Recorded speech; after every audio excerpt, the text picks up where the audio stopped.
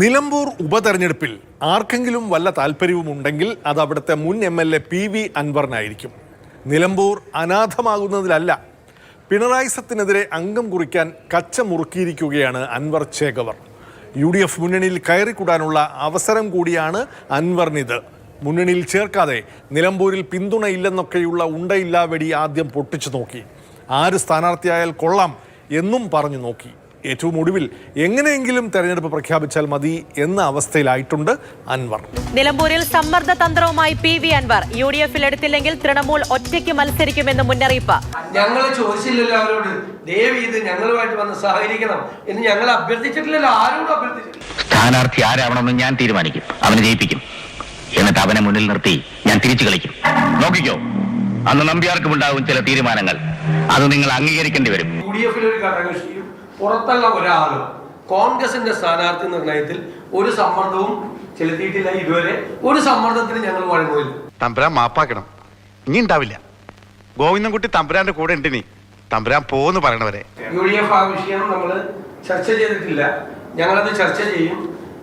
ഞങ്ങള് PV അൻവർ നിലമ്പൂരിലെ ഏത് കോൺഗ്രസ് സ്ഥാനാർത്ഥി ആയാലും ആ കോൺഗ്രസ് സ്ഥാനാർത്ഥിക്ക് പിന്തുണ കൊടുക്കും, UDF സ്ഥാനാർത്ഥിക്ക് പിന്തുണ കൊടുക്കുമെന്ന് പ്രഖ്യാപിച്ചിട്ടുണ്ട്. കട്ടയ്ക്ക് കൂടെ ഉണ്ടാവും, കട്ടള പോലെ പുറകിലുണ്ടാവും. അൻവർ ഞങ്ങളെ കാണണമെന്ന് ആവശ്യപ്പെട്ടിട്ടുണ്ട്. ഞാനും രമേശ് ചെന്നിത്തലയും അദ്ദേഹമായിട്ട് സംസാരിക്കും. ബംഗാളിലെ തൃണമൂലിന്റെ കേരള ശാഖയുണ്ടാക്കി UDF-ൽ എത്താം എന്നായിരുന്നു അൻവറിന്റെ ചിന്ത. പക്ഷേ ഒരു പ്രശ്നമുണ്ടല്ലോ. കാര്യം ഇന്ത്യ മുന്നണിയൊക്കെ ആണെങ്കിലും ദേശീയ തലത്തിൽ നല്ല രസത്തിലല്ല മമത രാഹുൽ ഗാന്ധിയോട്. ഇനി മമതാ ബാനർജി നേരിട്ട് ആവശ്യപ്പെട്ടാലും കേരളത്തിലെ UDF-ൽ തൃണമൂൽ എന്നൊരു പാർട്ടി വരണമെന്നില്ല. തൃണമൂലിനെ തൃണവൽഗണിച്ച് അൻവറിന് ഒറ്റയ്ക്ക് UDF-ൽ പോകാനും വയ്യ. വല്ലാത്ത ഊരാക്കുടുക്കിലാണ് അൻവർ ചെന്നുപെട്ടിരിക്കുന്നത്. തിരുവനന്തപുരത്ത് കോൺഗ്രസിനോട് ചർച്ച നടത്തി പിരിഞ്ഞെന്ന് മാത്രം.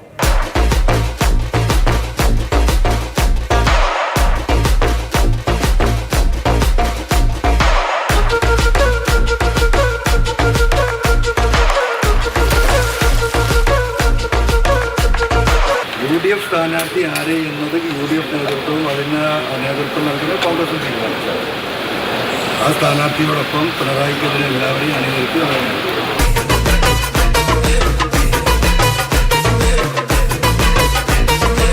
എന്നെ പോലൊരു ആത്മാർത്ഥ സുഹൃത്തിനെ ലൈഫിൽ നീ മഷീട്ട് നോക്കിയാൽ പോലും കിട്ടില്ല. ഈ പറഞ്ഞതിന് മാറ്റമുണ്ടോ? ഇല്ല. ഉറപ്പാണല്ലയാ കൊടലേ കൈ? ഉറപ്പാണല്ലോ. അല്ലേ കൊടലേ കൈ? കോൺഗ്രസ് പ്രഖ്യാപിക്കുന്ന UDF പ്രഖ്യാപിക്കുന്ന ഏത് സ്ഥാനാർത്ഥിക്കും പരിപൂർണമായ പിന്തുണ അദ്ദേഹം വാഗ്ദാനം ചെയ്തിട്ടുണ്ട്. നീ മര്യാദയ്ക്ക് ഇവിടെ നിൽക്കുമോ? അയ്യോ, ഞാൻ മര്യാദയ്ക്ക് നിൽക്കുന്നേ, പക്ഷെ അടികൊണ്ട് ഇങ്ങനെ ആയിപ്പോയതാ സത്യം. ആ കാട്ടുപുളിയെ ശരിയാക്കാൻ ഞങ്ങള് പലതും ആലോചിക്കും. അതൊന്നും ആരും അറിയാൻ പാടില്ല. ആരും അറിയില്ല മല്ലയ്യ. കോൺഗ്രസുമായിട്ട് UDF-ആയിട്ടും സഹകരിച്ച് പ്രവർത്തിക്കാം എന്ന് പറഞ്ഞിട്ടുണ്ട്. അത് ഏത് തരത്തിലാണ് പ്രവർത്തിക്കേണ്ടതെന്നുള്ളതിന് അദ്ദേഹം വച്ചിരിക്കുന്ന നിർദ്ദേശങ്ങൾ ഞങ്ങൾ കോൺഗ്രസ് പാർട്ടിയിലും അതുപോലെ UDF-ലും വെച്ച് ഒരു തീരുമാനമെടുത്ത് എല്ലാ ഘടകകക്ഷികളുമായിട്ട് ആലോചിച്ചൊരു തീരുമാനമെടുത്തിട്ട് അത് അദ്ദേഹത്തെ അറിയിക്കും. നന്ദി പ്രിൻസി, 1000 നന്ദി. അദ്ദേഹത്തിന്റെ പിന്തുണ തീർച്ചയായിട്ടും ഗുണം ചെയ്യും, ഒരു സംശയ കാര്യത്തിലില്ല. നാശത്തിലേക്കാ നിങ്ങൾ പോകുന്നത്, അത് ഞങ്ങൾ അങ്ങ് സഹിച്ചു. മുന്നണിയിലെ ഒന്നാമത്തെ പാർട്ടിക്കാരുമായി മാത്രം ചർച്ച പോരല്ലോ. രണ്ടാമനോടും സ്ഥിതിഗതികൾ വിശദീകരിക്കാൻ പാണക്കാടെത്തി അൻവർ. വെറും സൗഹൃദം തേടിയെന്ന് പറയുമെങ്കിലും സഹായം തേടി തന്നെ.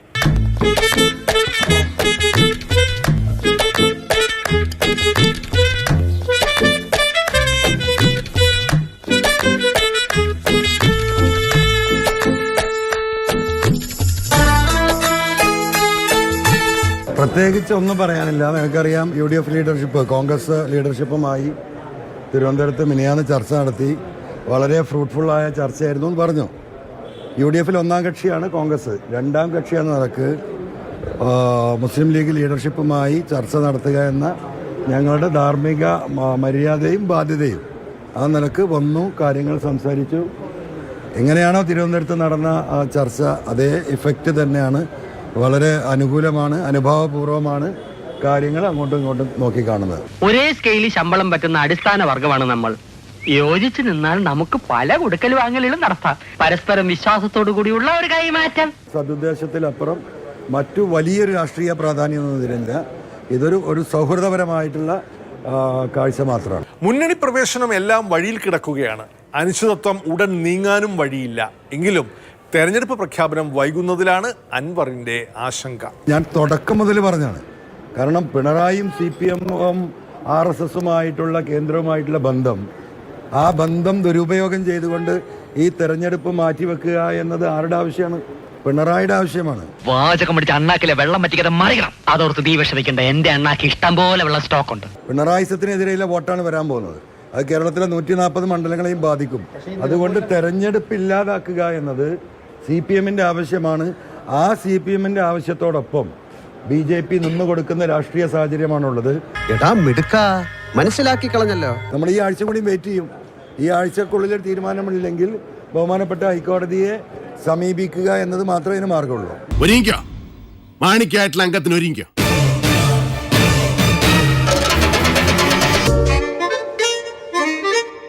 സ്വാതന്ത്ര്യ സമര പ്രസ്ഥാനവുമായി ബന്ധപ്പെട്ട 4 ആളുകൾ അറിയുന്ന കൊള്ളാവുന്ന നേതാക്കളില്ലെങ്കിൽ കടം എടുക്കുക തന്നെ.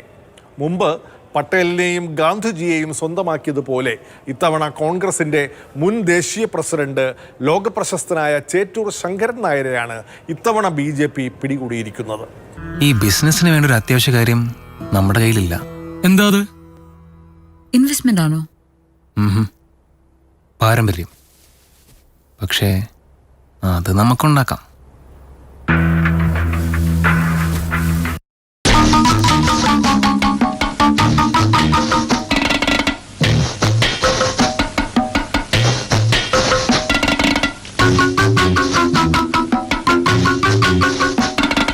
നമ്മുടെ കേരളീയനായിട്ടുള്ള മലയാളിയായിട്ടുള്ള കോൺഗ്രസിന്റെ അധ്യക്ഷ പദവി ഏറ്റവും ചെറിയ പ്രായത്തിൽ അലങ്കരിച്ച ചേറ്റൂർ ശങ്കരൻ നായരെ കോൺഗ്രസ് ദേശീയ തലത്തിലും സംസ്ഥാനത്തും അവർ അദ്ദേഹത്തെ വിസ്മരിക്കുകയാണ് ചെയ്തിട്ടുള്ളത്. എന്റെ പ്രിയ കൂട്ടുകാരൻ ഗോപാലൻകുട്ടിയാരെ അങ്ങക്ക് ഈ ഗതി വന്നല്ലോ. സോറി, എന്റെ പ്രിയ കൂട്ടുകാരൻ ചാത്തുക്കുട്ടിയാരെ അങ്ങക്ക് ഈ ഗതി വന്നല്ലോ. കോൺഗ്രസുകാരനായിരുന്ന RSSനെ നിരോധിക്കണം നടപടിയെടുത്ത സർദാർ വല്ലഭായ് പട്ടേലിന്റെ പ്രതിമ അവരുണ്ടാക്കി വെച്ചില്ലേ? അപ്പൊ അവർക്ക് പറയാൻ വേണ്ടിയിട്ട് ഒരു പൈതൃകമില്ല അവർക്ക്. അപ്പൊ പൈതൃകം ഇല്ലാത്തതുകൊണ്ട് ഇനി വല്ല കോൺഗ്രസ്സുകാരെയൊക്കെ പിടിച്ച് ആരെങ്കിലുമൊക്കെ പിടിച്ച് ഞങ്ങൾ ഇതിന്റെ ആളുകളാണെന്ന് വരുത്താൻ വേണ്ടി നടത്തുന്ന ശ്രമമാണ്. ഈ മരിച്ചയാൾ ആരാണ് എന്നുള്ളതല്ല നമ്മുടെ പ്രശ്നം. അയാൾ നമ്മുടെ പാർട്ടിക്കാരനാണ് എന്ന് മറ്റുള്ളവരെ പറഞ്ഞ് വിശ്വസിപ്പിക്കലാണ്. ഞങ്ങൾക്ക് ഇന്ന് സന്തോഷമാണ്. ശ്രീമാൻ നരേന്ദ്രമോദിജിയും ഇന്ത്യൻ പ്രധാനമന്ത്രി നരേന്ദ്രമോദിജിയും ഭാരതീയ ജനതാ പാർട്ടിയും ശ്രീ ചേറ്റൂർ ശങ്കരൻ നായരെ അനുസ്മരിച്ചപ്പോഴാണ് കോൺഗ്രസുകാർക്ക് ഈ സ്മൃതി മണ്ഡപത്തിലേക്ക് ഒന്ന് കടന്നു വരാൻ സാധിച്ചത്. കൊള്ളാവുന്ന ആളുകളൊക്കെ കോൺഗ്രസ് ആയി പോയില്ലേ? ഇവര് സർദാർ വല്ലഭായ് പട്ടേലിനെ പറയുന്നു, ചേറ്റൂർജിയെ പറയുന്നു. ഇവരുമായി ബന്ധമുള്ള ആരുടെയെങ്കിലും പേര് പറയാനില്ലാത്തതുകൊണ്ടാണല്ലോ. സാർ, അയാളെ നമ്മുടെ പാർട്ടിക്കാരനായി ചിത്രീകരിച്ചാൽ അയാൾ ആരാ? നമ്മുടെ രക്തസാക്ഷി. എന്തുകൊണ്ടാ കേരളത്തിലെ കോൺഗ്രസ്, ദേശീയതലത്തിൽ പോട്ടെ, കേരളത്തിലെ കോൺഗ്രസ് ഈ മഹാനുഭാവനെ മറക്കാൻ കാരണം? എന്ത് തന്നെയായാലും ഡെഡ് ബോഡി RCPക്ക് വിട്ടുകൊടുക്കുന്ന പ്രശ്നമേ ഉദിക്കുന്നില്ല. മരിച്ച മനുഷ്യൻ INSCക്കാരനാണെന്ന് നമ്മൾ പറയുന്നു. അവർ ആക്ഷേപിക്കുകയാണ് കോൺഗ്രസ് മറന്നു, രാജ്യം മറന്നു. രാജ്യം 10 വർഷമായിട്ട് ഭരിക്കുന്നവര് മറന്നതിന് ഞങ്ങളാണ് ഉത്തരവാദി. ശ്രീ ചേറ്റൂർ ശങ്കരൻ നായർ കോൺഗ്രസിന്റെ പ്രസിഡന്റായിരുന്ന ഒരാളാണ്.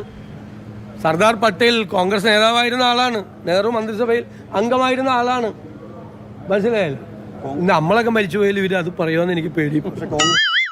കോൺഗ്രസുകാർ മറന്നുപോകുന്ന അവരുടെ സ്വന്തക്കാരുമായാണ് BJP ബന്ധുത്വം സ്ഥാപിക്കുന്നത്.